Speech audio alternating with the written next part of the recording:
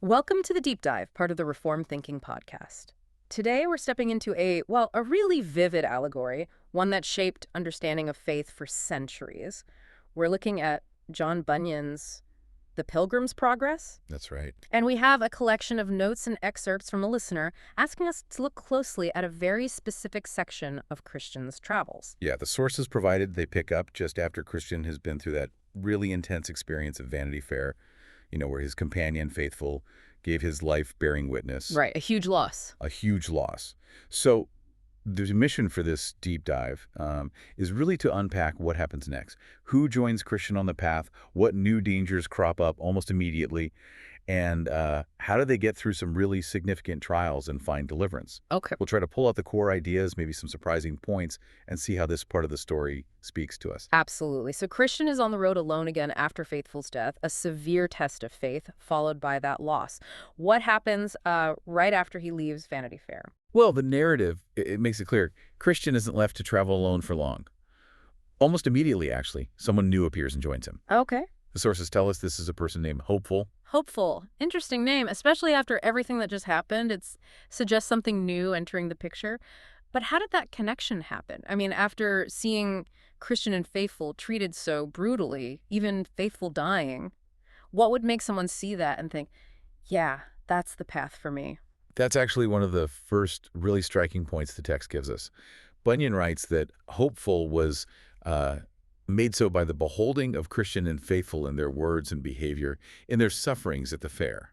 Ah, so it wasn't just hearing about it. No, it was seeing it lived out under that extreme pressure, their steadiness, their loyalty, even facing death. That was the instrument of his spiritual change. Okay. So you have Faithful's life ending with this powerful testimony, and almost right away, that testimony becomes the seed for Hopeful's spiritual life and his decision to join the pilgrimage. Wow. It's a picture of how witnessing authentic faith, even, maybe especially, in suffering, can be incredibly impactful. So in a sense, Faithful's stand continues to bear fruit even after he's gone. A life given in faithfulness inspires another to start the path. That's quite a succession. It is. And the sources add that Hopeful actively joined himself to Christian. This wasn't just a chance meeting. It was a deliberate choice. He enters into a brotherly covenant, an agreement to be companions on this hard road. He even mentions that Christian and Faithful's example resonated with others back in the fair, and some were thinking about following later. Really? Yeah, so it shows their faithful stand had this ripple effect, bigger than just Hopeful himself. That's encouraging, finding a new companion like that right away. But as usually happens on this path, that moment of connection is quickly followed by new encounters, new challenges. Shortly after leaving the fair area, Christian and Hopeful meet some other people on the road. They do. They overtake a man named Bunyan. The text notes he comes from a town called Fair Speech. Fair Speech. And the source is quite deliberate in adding that Fair Speech is a wealthy place. Fair Speech. The name sounds pleasant, maybe a bit too pleasant. And pairing it with wealthy place, it starts to feel a bit convenient, perhaps? The sources get into Bunyan's background and his family quite a bit, don't they? Tells you a lot about where he's from. It really does. Yeah. And Bunyan is quite open about it, almost proud. He says he has very many rich kindred there in Fair Speech.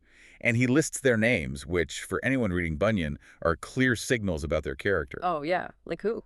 Well, there's my Lord Turnabout, my Lord Timeserver, my Lord Fair Speech himself, Mr. Smoothman, Mr. Facing Both Ways, Mr. Anything. Facing both ways. Anything.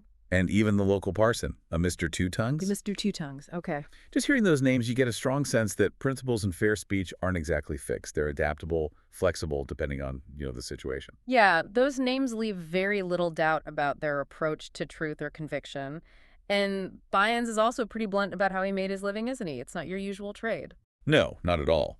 He admits his great-grandfather was but a waterman, looking one way and rowing another. Ah, the waterman analogy. Exactly. And then he draws the direct line saying, and I got most of my estate by the same occupation. So he's basically saying he pretends to go one way while actually maneuvering differently for his own benefit. Precisely.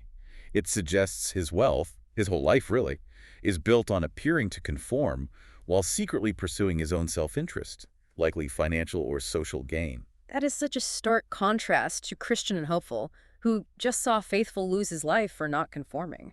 What does Bunyan say his principles are? How does he justify living like this? Well, he claims he only differs from the stricter sort, like Christian and hopeful, in two small ways. Okay, what are they? First, he says he never strives against wind and tide, meaning he avoids any opposition, any difficulty, any unpopularity that might come from his beliefs. Steers clear of trouble. Completely. Second, he says he is always most zealous when religion goes in his silver slippers. Silver slippers. Yeah. Meaning when it's easy, popular. Yes, and profitable. His spiritual fervor is highest when faith is fashionable, costs nothing, or, even better, brings some advantage. He loves to walk with religion publicly, in the street, if the sun shines and the people applaud him. Right. And he considers these principles not just okay, but harmless and profitable. Harmless and profitable. That really sums it up, doesn't it? He sees faith as something that should serve him, not the other way around. Christian hears this, and you can imagine it sets off alarm bells. Oh, immediately. He sees this approach as totally incompatible with the true pilgrimage. So what does he say? He confronts him directly, tells Bunyans, look, if you want to walk with us, you have to be willing to go against wind and tide. You have to face opposition. Okay. You have to own religion in his rags, as well as when in his silver slippers. Stand by it, even when it's unpopular or costly. And you have to stand by him, too, when bound in irons, share in the suffering if it comes.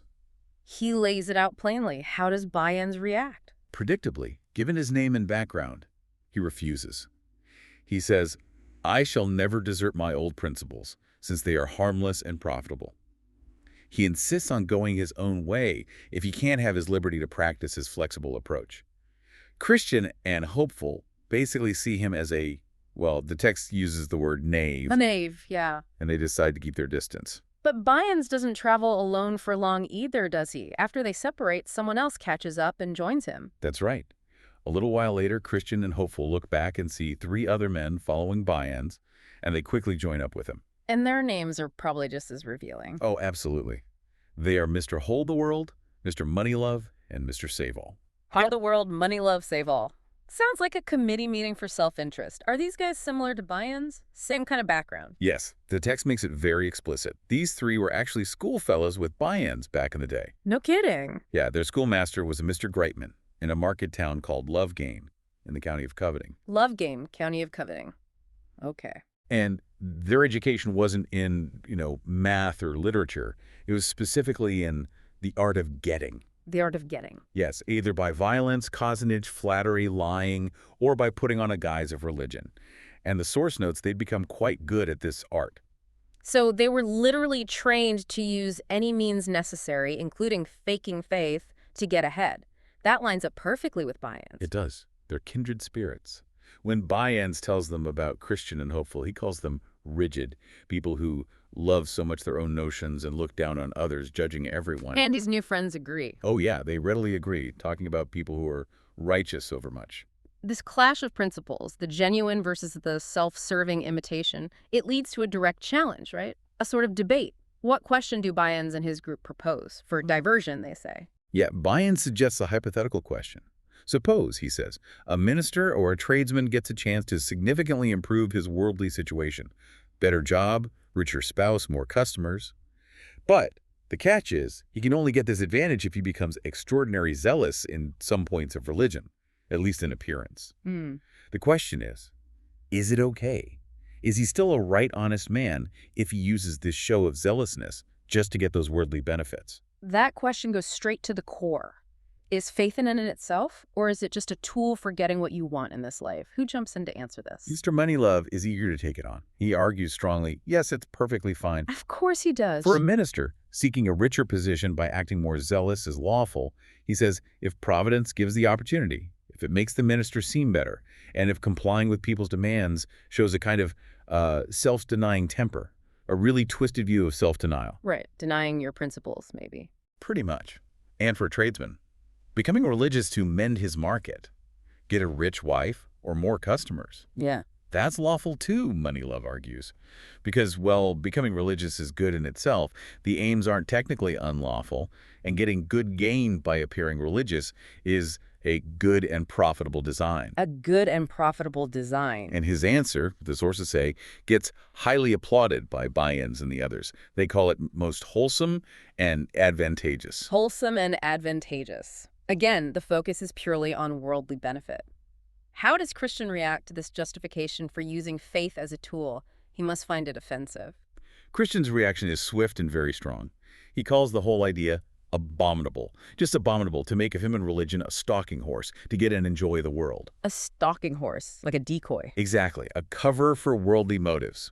He states plainly that only heathens, hypocrites, devils, and witches could possibly hold such an opinion. He doesn't pull any punches there. What specific examples from Scripture does he use to back this up, to condemn this kind of behavior? He brings out several really sharp examples. He mentions Hamor and Shechem from Genesis, who agreed to circumcision, a religious rite, purely as a strategy to get Jacob's daughter and his property, using religion as a stalking horse. Okay. He points to the hypocritical Pharisees, famous for their long public prayers, which Christian notes were just a pretense, a cover for exploiting widows financially. Right, devouring widows' houses. Then there's Judas, seemingly religious for the bag, the money bag, and who ultimately sold religion and his master for the same, valuing money over Christ himself. Yeah. And finally, he includes Simon Magus from Acts, who wanted the power of the Holy Spirit, not for ministry, but to gain influence and money. Those are powerful examples, people using the outward forms of faith entirely for material gain. What's Christian's final warning, his takeaway about anyone who approaches faith this way? Christian delivers this really stark warning that cuts through it all. He asserts that anyone who takes up religion for the world will throw away religion for the world. Because their loyalty isn't really to the faith? Exactly. Their loyalty is to the worldly benefits. If those disappear, or if the world demands something else, they'll drop the faith instantly. He calls the whole argument they made heathenish, hypocritical, and devilish, and warns their final reward will be according to their works. And the text says Bunyan and his group were silenced after that. They fell behind. Christian reflects on how they couldn't even stand up to the sentence of men here, wondering how they'll fare before the sentence of God. This encounter really draws a sharp line, doesn't it, between genuine faith and this self-serving imitation. It absolutely does. It establishes a critical distinction early on. So, as Christian and Hopeful move on from this, the narrative says they pass through a delicate plain called ease. A nice stretch for a change. Okay. But right after that pleasant part, they come to a little hill. It's called Hill Lucre. Lucre, like money gain. Very fitting name after just dealing with buy-ins and money love. What's significant about this hill? What's there? On this hill, Bunyan places a silver mine. A silver mine. Yes. The sources describe it as a kind of attraction, a rarity, that pilgrims sometimes turn aside from the path to go see. But it comes with a very serious warning. Oh. The ground right near the edge of the mine pit is deceitful.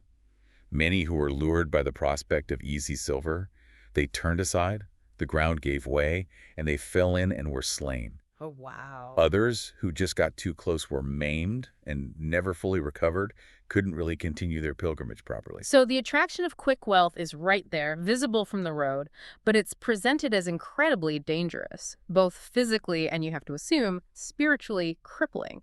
And who's standing there at this dangerous spot trying to lure people over? There's a figure described as gentlemanlike. His name is Demas, and he's standing a little off the road near the mine, actively calling out to travelers. Okay, Demas, what's his pitch? What does he offer, Christian and Hopeful? He calls out, "Ho! Turn aside hither, and I will show you a thing." And he quickly clarifies what that thing is. Here is a silver mine, and some digging in it for treasure.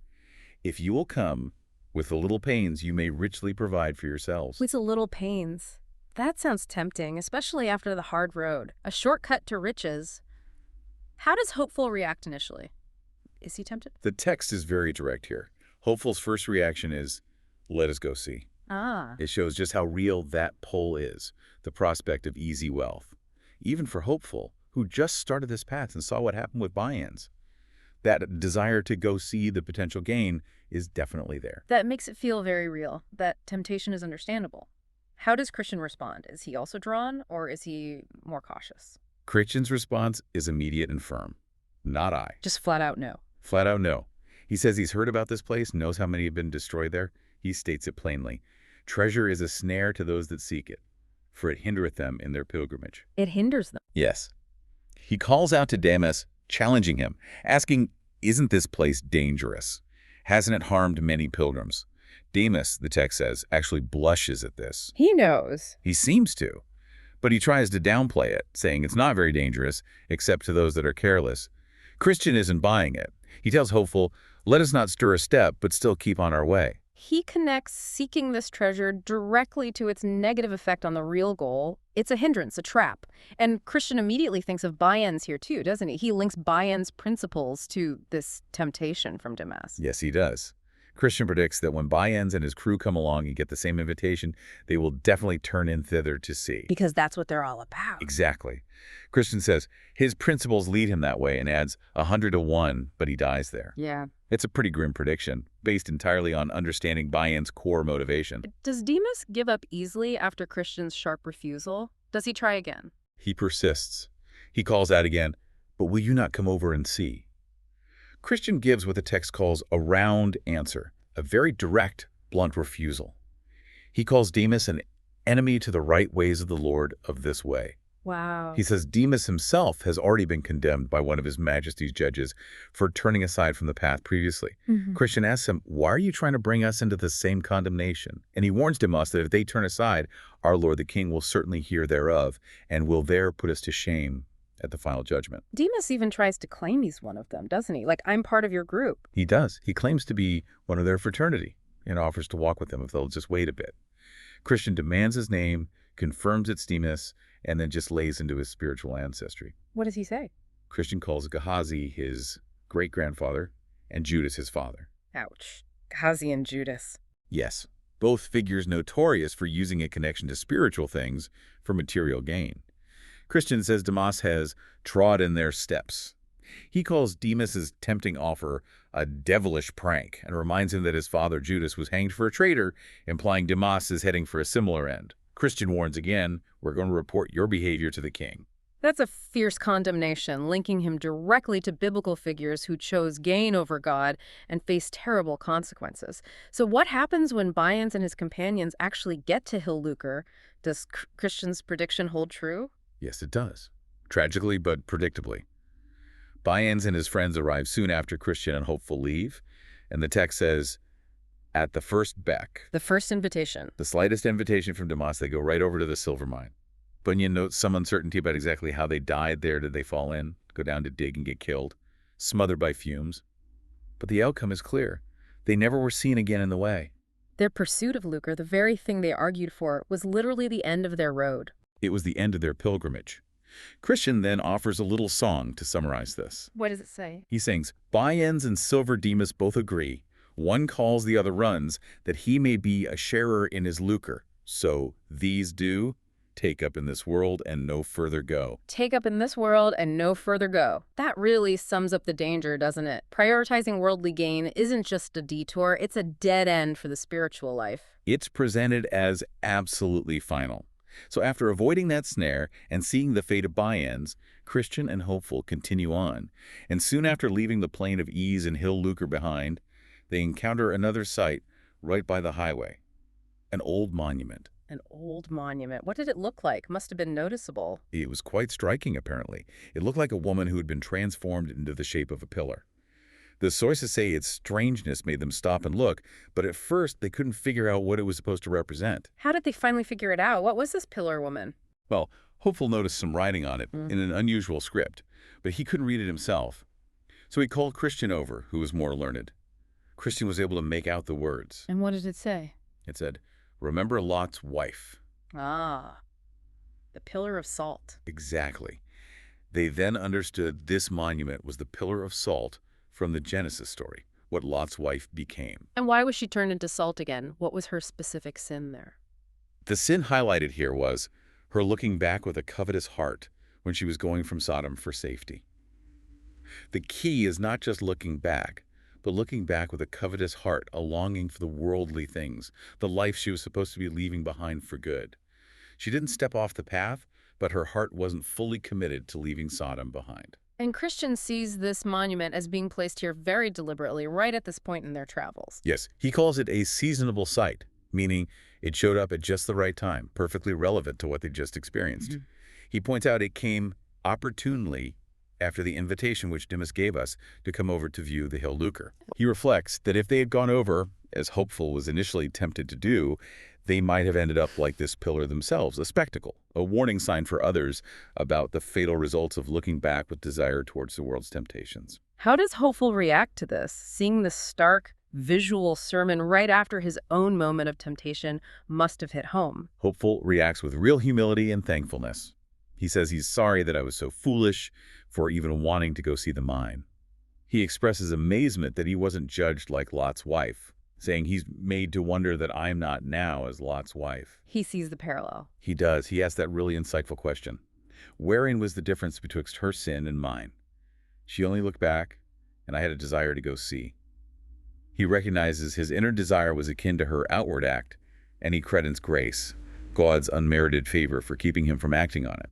He feels genuine shame that the desire was even there. Christian takes the lesson of Lot's wife even further, though. He draws out more implications from her example. He does. Christian notes, she escaped one judgment, Sodom's destruction, only to be caught by another, being turned into salt. This shows that escaping one danger doesn't mean you're safe if the root issue in the heart isn't dealt with. He presents her as both a caution and an example. A caution to actively avoid her sin, that covetous looking back, and an example of the judgment waiting for those who ignore such warnings. He then points out the sheer audacity of Demas and his followers seeking treasure right beside this monument. He argues it shows their hearts are grown desperate, just hardened. Like they're completely blind to the warning right in front of them. Exactly. He compares them to someone picking pockets right in front of the judge or stealing under the gallows. It's sinning brazenly, shamelessly, right in the face of obvious divine judgment. He links it back to the men of Sodom sinning before the Lord, openly provoking God, suggesting those who sin despite clear warnings face the severest judgments. So this monument, this pillar of salt, stands as a silent but powerful sermon right on the highway. It warns against covetousness, against looking back towards the world, and against ignoring God's clear warnings.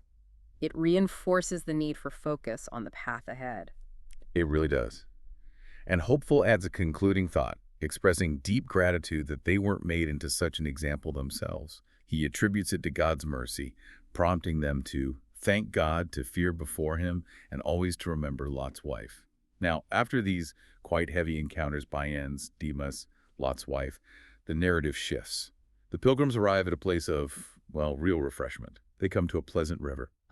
A break. Does the text give this river any special significance? Any particular names? Yes, Bunyan draws directly from Scripture here. He mentions that David in the Psalms called it the river of God, and John in Revelation called it the river of the water of life. Okay, so definitely not just any river. It symbolizes something much deeper. Right. Divine provision, spiritual life, refreshing grace. What's this place like? What do Christian and Hopeful experience there? Well, their path actually runs right along the riverbank for a while. So they walk beside it with great delight. They drink the water, which is described as pleasant and enlivening to their weary spirits. Sounds wonderful. But on the banks there are green trees bearing all manner of fruit, suggesting good sustenance. The leaves of these trees are specifically mentioned as being good for medicine, preventing surfeits and other diseases, implying spiritual healing and restoration. Fruit and medicine. And beside the river, there's also a meadow, curiously beautified with lilies, which stays green all year round, representing beauty, freshness, enduring spiritual life. And crucially, after all their recent trials, they find rest here. Yes, this place is presented as a safe haven. They actually lay down and slept in this meadow. The text explicitly says they might lie down safely there. That's significant. It is. They stay for several days and nights, waking up to gather the fruit and leaves, drink from the river, and then sleep again. It's clearly a period of God-given respite, nourishment, and security. Christian sings about this place too, doesn't he? Capturing that sense of peace. He does, he sings. Behold ye how these crystal streams do glide, to comfort pilgrims by the highway side. The meadows green, besides their fragrant smell, yield dainties for them. And he that can tell what pleasant fruit, yea, leaves, these trees do yield, will soon sell all that he may buy this field. Sell all that he may buy this field. It highlights the immense value of this spiritual refreshment. Absolutely. The comfort, the provisions, dainties, the sheer worth of this divine sustenance, it's presented as something worth sacrificing everything else for. This section really stands out then. A time of peace, renewal, gaining strength from God's provision before, Inevitably, the path gets hard again. It's a necessary refueling stoss, you could say. But as you noted, the nature of the pilgrimage means the kind of ease doesn't last forever. After this time of rest, the river and the path parted ways for a time. And almost immediately, the path ahead becomes rough. Back to difficulty. How did Christian and Hopeful react to the road getting tough again? Especially right after that pleasant, restful period by the river. Their reaction is described as very human, very relatable. The sources say their feet were tender from their travels, maybe softened by the easy walking along the riverbank. And their souls were much discouraged because of the way. Discouraged. Yes, they found the difficulty disheartening. Mhm. And the text clearly states they wished for a better way.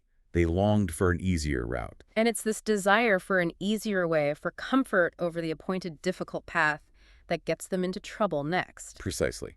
Bunyan connects the dots very clearly. Just a little way ahead of them, on the left side of the main road, they saw a meadow. It was called Bypath Meadow.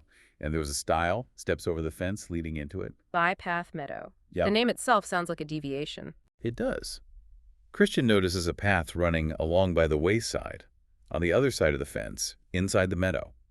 He's the one who suggests they go over the stile. He says it's, according to my wish, it looks like the easier path he was just longing for, and emphasizes that it has the easiest going.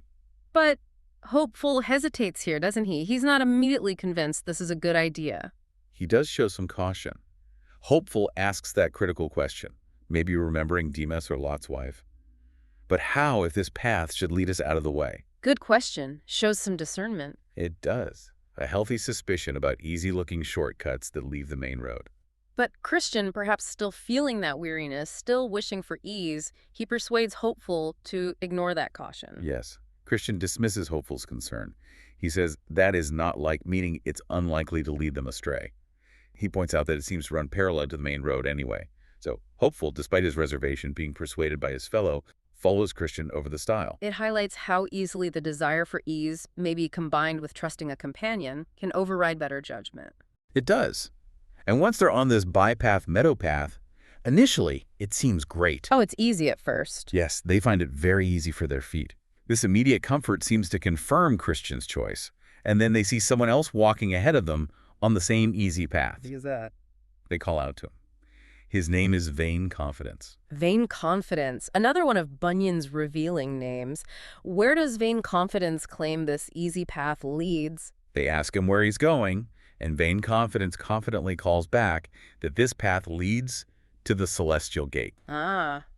So he assures them they're still heading the right way, just on an easier track, and Christian takes this as proof. Yes, Christian's misplaced confidence is completely solidified now. He turns to Hopeful and says basically, see, didn't I tell you this proves we're right? And they follow Vain Confidence. It's a classic setup, isn't it? Desire for ease, ignoring warnings, trusting the wrong guide, leading to a false sense of security on a deceptive path. Absolutely.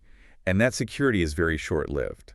What happens is night starts to fall while they're following Vain Confidence in Bypath Meadow. Things go wrong. Drastically wrong. Night comes on, and it gets very dark. Because of the darkness, they lose sight of Vain Confidence up ahead. And Vain Confidence himself, unable to see where he's going because he's relying on his own flawed assumption, not the true way, suddenly fell into a deep pit. Oh, no. And Bunyan is specific about this pit. It was on purpose there made by the prince of those grounds, meaning Satan, to catch vainglorious fools withal, and Vain Confidence was dashed in pieces with his fall. They must have heard him fall. What happens to Christian and Hopeful in that moment? They realize their guide is gone, and they're lost in the dark. They hear him fall, hear him groan, and they call out, but get no answer. Hopeful's immediate question just captures their sudden terror and realization. Where are we now? Christian is silent for a moment, the text says, mistrusting that he had led him out of the way. The guilt hits him. Yes. And then, just to make things worse, it starts to rain and thunder and lighten in a very dreadful manner. A fierce storm breaks out, and the water begins to rise rapidly, rose amain, flooding the meadow and putting them in even greater danger. The realization that they made a terrible mistake must be overwhelming. It is. Hopeful groans aloud, "Oh, that I had kept on my way. Pure regret." Christian, meanwhile, expresses his shock and self-reproach. Who could have thought that this path should have led us out of the way? Hopeful then gently reminds Christian about his earlier caution, right? Mm-hmm. Not accusingly, but just stating it. Yes. Hopeful says, I was afraid on it at the very first, and therefore gave you that gentle caution. He adds he didn't speak more forcefully only because Christian was older, showing respect even now when his own caution was right. How does Christian respond to that? Does he accept responsibility? He does. He responds with humility, calls Hopeful good brother, asks him not to be offended, and explicitly apologizes for leading him off the path and into this imminent danger. He says he didn't do it with evil intent, but acknowledges the terrible outcome. And Hopeful's response is quite gracious, isn't it? Even seeing potential good in this mess. It's a really significant moment between them. Hopeful says, "Be comforted, my brother, for I forgive thee, and believe, too, that this shall be for our good." Even in the middle of this terrifying storm and being lost, he offers forgiveness and expresses a belief that God might somehow use even this mistake for their benefit eventually. That's remarkable. After this moment, do they try to get back to the main road right away through the storm and flood? Yes, they decide they have to try to go back again. They even briefly discuss who should go first. Christian wants to, since he led them astray, but Hopeful suggests Christian's mind is too troubled and offers to lead. They hear a voice implied to be divine guidance saying, "Set thine heart toward the highway, turn again." But is it easy to get back? Not at all. The floodwaters from the storm have risen greatly, making the return very dangerous. And the sources add that poignant observation. It is easier going out of the way when we are in than going in when we are out. True enough. They are in extreme danger trying to get back, nearly drowning, the text says, 9 or 10 times. So despite trying desperately, were they actually able to reach the stile and the highway that night? No, they couldn't make it. Despite their efforts in the peril, they couldn't find their way back in the darkness and the flood. They eventually find a little shelter, maybe a slightly raised bit of ground, and sit down to wait for daylight. But they are completely exhausted from the ordeal, the fear, the struggle in the water, and they fall asleep. And the narrative is very specific, crucially specific, about where they fell asleep. Bunyan writes that not far from the place where they lay, there was a castle. This castle was called Doubting Castle. Doubting Castle. The owner whereof was Giant Despair, and it was in his grounds they now were sleeping. Oh dear. So taking the easy path, getting lost, becoming discouraged, and falling asleep in that state led them right onto the property into the clutches of Giant Despair. What happens when the giant finds them there? Early the next morning, this will be Wednesday morning, Giant Despair is out walking in his fields and discovers them asleep. With a grim and surly voice, he wakes them up, demanding to know who they are and why they're sleeping on his land. What do they say? They explain they're pilgrims who lost their way, but the giant accuses them of trespassing, trampling in and lying on my grounds, and declares they have to come with him. The sources say they were forced to go because he was stronger than they. And they don't argue much because, as the text puts it, they knew themselves in a fault for leaving the proper path and ending up there. Where does the giant take them? What is Doubting Castle like inside? He drives them into his castle and throws them into a very dark dungeon. It's described as nasty and stinking to the spirits of these two men. Awful conditions. Terrible. They're deliberately deprived of everything. One bit of bread or drop of drink or light. And no one comes to check on them to ask how they are. They're completely isolated, suffering in an evil case, far from any friends or help. And Christian, because he was the one who suggested leaving the path, he must feel this imprisonment even more intensely. Yes, the text says Christian carries a double sorrow. He's suffering the physical misery, but his anguish is amplified by the crushing guilt that it was through his unadvised counsel that they were brought into this distress. Giant Despair isn't operating alone in this castle of cruelty, is he? He has a wife. That's right. His wife's name is Diffidence. Diffidence, like lack of confidence, mistrust. Fitting name. Very fitting. The giant tells Diffidence about his prisoners and asks her advice on what to do with them. She asks who they are, where they're going, and he tells her they're pilgrims heading for the celestial country. What counsel does Diffidence give the giant? How should he treat these pilgrims? Diffidence's advice is simple and brutal. Beat them without any mercy the next morning. Just beat them. Without mercy. So the next day, Thursday morning, Giant Despair gets himself a grievous crabtree cudgel. A heavy knotted club goes down to the dungeon, and first he just falls to rating of them as if they were dogs, verbally abusing them fiercely. Terrible. And then he beats them fearfully, mercilessly. The beating is so bad it leaves them physically broken, unable even to move or turn over in the dungeon. They spend that entire day, Thursday, in agony, filled with sighs and bitter lamentations. That night, Thursday night, Diffidence finds out they're still alive down there, despite the savage beating. So she gives Giant Despair more advice, suggesting a different approach. Her counsel this time is to counsel them to make away themselves. She tells him to suggest suicide. Yes, to tell them to kill themselves. So, following his wife's grim advice, what does the giant do on Friday morning?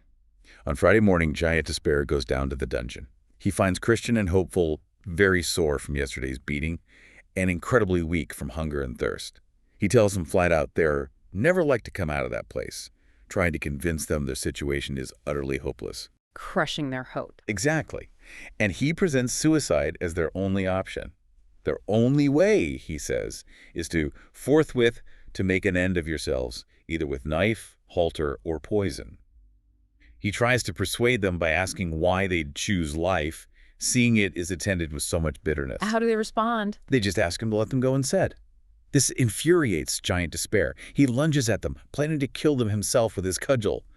But right then, the text says he fell into one of his fits. One of his fits? Yes, these fits are mentioned to happen in sunshiny weather. It's often interpreted as moments where God's grace is intervening, making the giant powerless. He suddenly loses the use of his hand and physically cannot harm them. Frustrated, he leaves them to think about his counsel of suicide. This terrible suggestion from the giant pushes them to the absolute brink and leads to a desperate, crucial discussion between Christian and Hopeful in the dungeon. What does Christian say in his state of deep despair?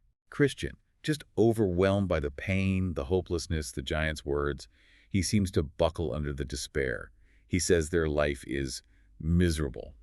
He doesn't know if it's better to live like this or just die out of hand. He even quotes from the book of Job, "My soul chooseth strangling rather than life," expressing a wish for death over their current suffering. He says the grave seems better. Yes, the grave is more easy for me than this dungeon. And in the depths of this despondency, he actually asks, Hopeful, shall we be ruled by the giant? He raises the awful possibility of following despair's advice to end their own lives. That question shows just how low he sunk, how much the giant's despair has infected him.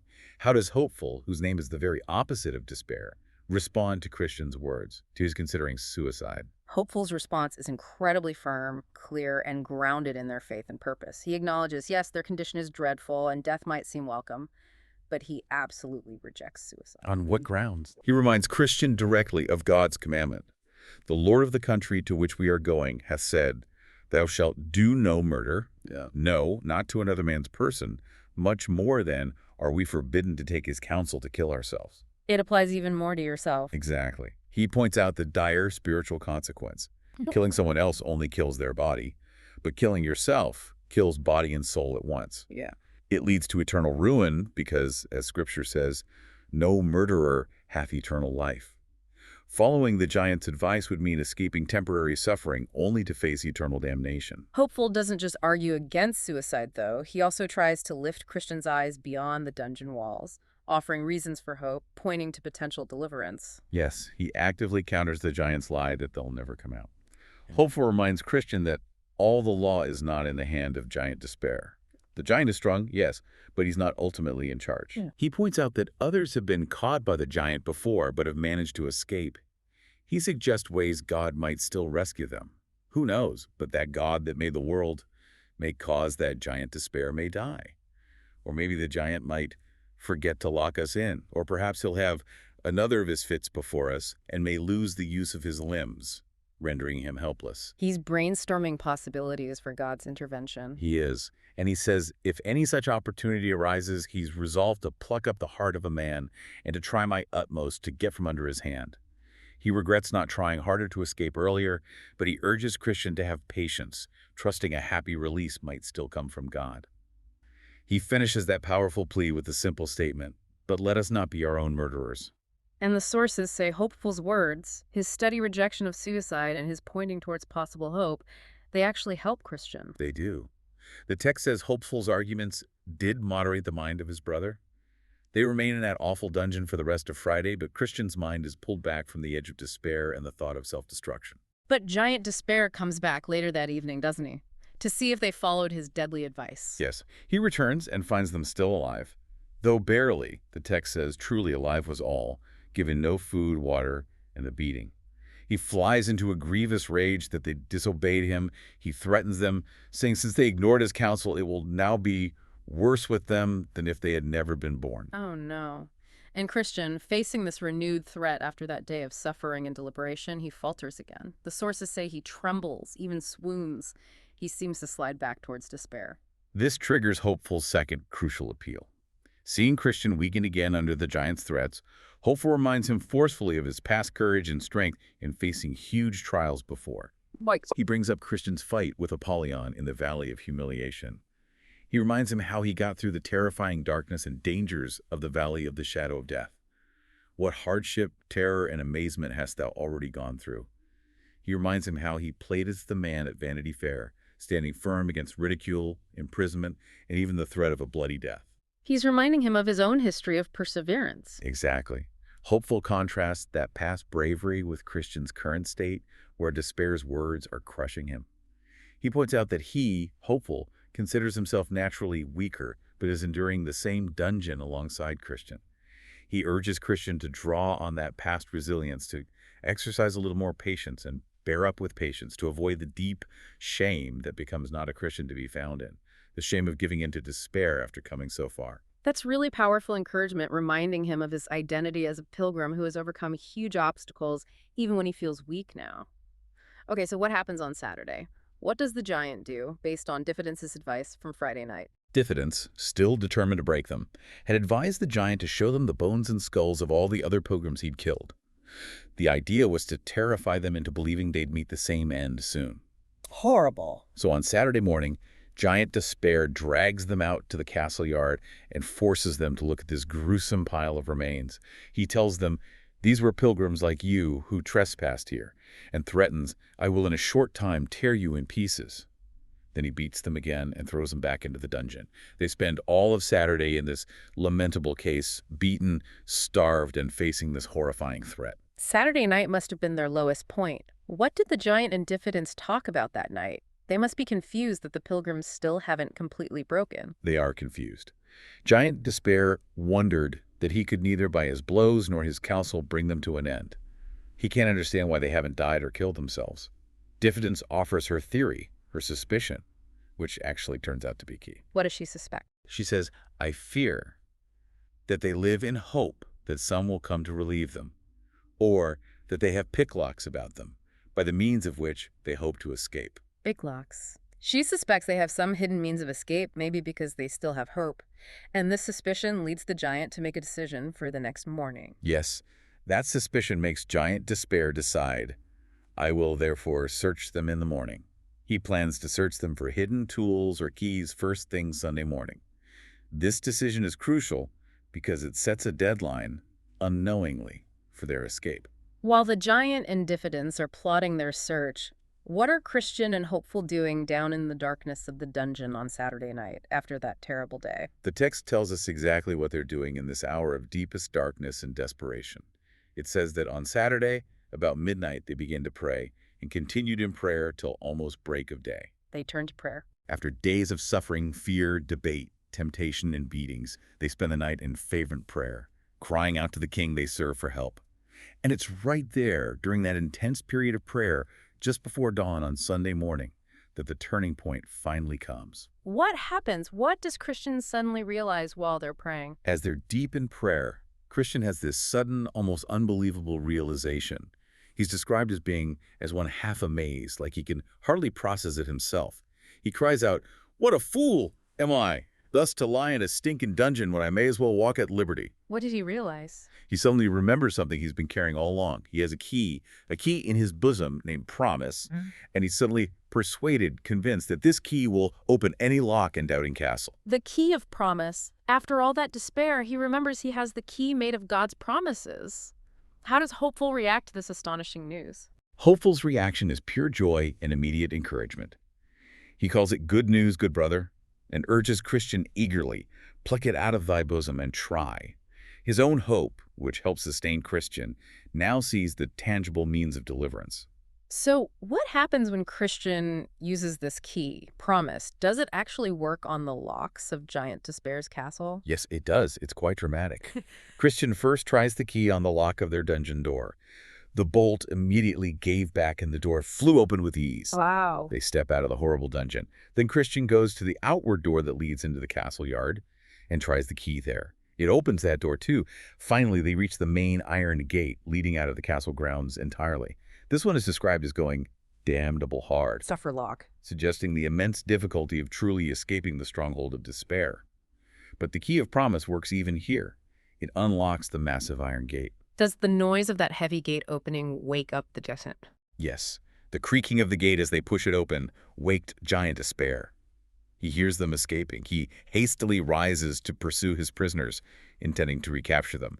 But just as he gets up to chase them, he felt his limbs to fail. His fit again. For his fits took him again, the same affliction that strikes him in sunshiny weather, perhaps symbolizing divine intervention or the inherent weakness of despair when confronted by promise. It happens at the most critical moment, paralyzing him just as they're getting away. So with the giant unable to follow, they actually make it out. They escape Doubting Castle. They do. They get out of the castle, make their way back towards the highway, get over the stile where they first went wrong, and are finally back on the King's Highway. Bunyan explicitly notes they were now safe because they were out of his jurisdiction. The key of promise, representing faith in God's faithfulness and his word, unlocked the prison of despair and set them free. So, having escaped Doubting Castle in giant despair and having made it safely back to the King's Highway, Christian and hopeful pause at the stile, the place where they originally went astray. They decide they need to do something for pilgrims who might come after them. What do they decide to do there at that dangerous spot? They contrive with themselves what they should do at that stile to prevent those that should come after from falling into the hands of giant despair. They recognize the danger of that easy-looking alternative path and the terrible consequences, and they feel a duty to warn others. So they agree to erect there a pillar. A warning sign? What message do they put on this pillar for future travelers? They engrave upon the side thereof this sentence, a very clear and direct warning. Over this stile is the way to Doubting Castle, which is kept by giant despair, who despiseth the king of the celestial country and seeks to destroy his holy pilgrims. That's about as plain as you can get, and their effort wasn't wasted. It actually helped others. Yes, the sources confirm its value. It says, many therefore that followed after read what was written and escaped the danger. Their own painful detour and imprisonment became a means of warning and preservation for others, helping them avoid the same trap. Christian and Hopeful also sing a song about this whole harrowing experience, don't they? Summing up the lessons. They do. They sing, out of the way we went, and then we found what 'twas to tread upon forbidden ground, and let them that come after have a care, lest heedlessness mates them as we to fare, lest they for trespassing his prisoners are, whose castles doubting and whose names despair. It acknowledges their mistake, out of the way we went, warns others, let them that come after have a care, points to the cause, heedlessness, and names the dreadful consequence, prisoners, whose castles doubting and whose names despair. It captures the essence of the whole episode. This entire sequence, from straying onto the easy path, falling into Doubting Castle, enduring that suffering and temptation, and the final escape with the key of promise, it's such a powerful part of Christian's pilgrimage.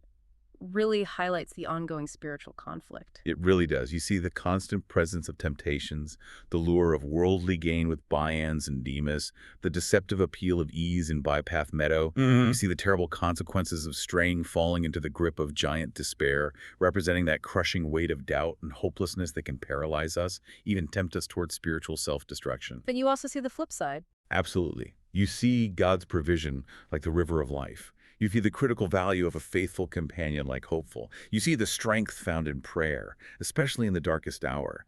And you see the tangible reality of deliverance through holding on to God's promises, symbolized by that key, which can unlock even the deepest dungeon of despair. So as you think about this section of Bunyan's allegory, maybe reflect on your own path. Where do you feel the pull of an easier way when the right road seems rough? How might the temptation to use faith for worldly gain even subtly show up? And have you known times when discouragement or failure felt like being locked in Doubting Castle by giant despair? And consider that key of promise. Bunyan presents it as able to open any lock in Doubting Castle. When you face times that feel overwhelming, filled with doubt or despair, think about the specific promises found in God's Word. Which ones come to mind for you right now that could serve as your key? How might focusing on and trusting those specific promises provide the way out when you feel trapped or hopeless? Thank you for joining us for this deep dive into the struggles and the deliverance found in this memorable section of the Pilgrim's Progress. We trust this look at Bunyan's text has given you some valuable things to consider. Until next time.